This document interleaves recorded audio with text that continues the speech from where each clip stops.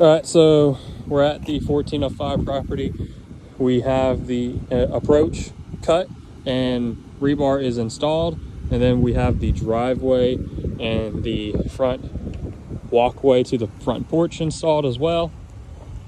This is set to have an inspection for tomorrow, and then we'll get it poured Friday, maybe Thursday if the inspection is fairly early. And we have the lumber package delivered, so framing starts tomorrow. Still waiting on the water tap to be installed. We're having some issues with some parts being shipped out, but guys, it is coming along. We're gonna get this framed up hopefully in less than a week. I mean, it's 800 square feet. It should be framed up fairly quickly. This will be poured. It's gonna look great, and then after that we're gonna have a 800 square foot build right here.